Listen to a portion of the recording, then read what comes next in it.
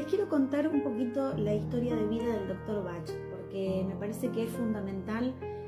comprender y entender y saber y conocer esta historia suya para poder entender cómo surge este tratamiento de flores de Bach y cómo llega él, a través de su propia experiencia, a ir creando este sistema y cuál es la mirada y sobre todo la filosofía que tiene, porque lo importante son las 38 esencias florales, pero lo más importante es la filosofía que él plantea alrededor de este tratamiento. Él nace en Birmingham en 1886 y a los 16 años termina la escuela, y él sabía, siempre supo que él quería estudiar medicina, pero bueno, pensó que no podía pedirle a su padre que le pagara los estudios, así que empezó a trabajar en la fundición que su papá tenía hasta los 19 años. Cuando cumple los 19 años, en realidad cuando ya estaba llegando a los 20, su papá se da cuenta que él no quería trabajar de esto y que lo de él era otra cosa, entonces le ofrece pagarle los estudios de medicina y a los 20 años ingresa a la universidad a estudiar medicina en Londres. Y se va a quedar en Londres hasta 1930.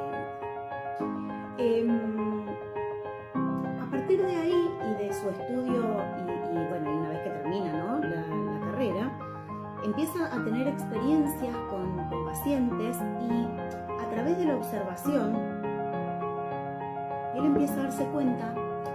que había personas que frente a la misma enfermedad y al mismo tratamiento reaccionaban de una manera diferente,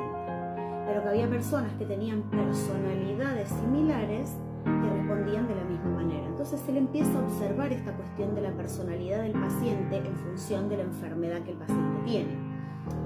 respecto de por qué se enferma y respecto de cómo responde frente a determinado tratamiento, siempre desde la medicina tradicional y ortodoxa hasta este momento. Todas estas observaciones de que tenía, cómo caía ahí la cuestión de la personalidad frente a la enfermedad, él empieza a interiorizarse en la cuestión de inmunología y desarrolla una vacuna, porque descubre unos gérmenes intestinales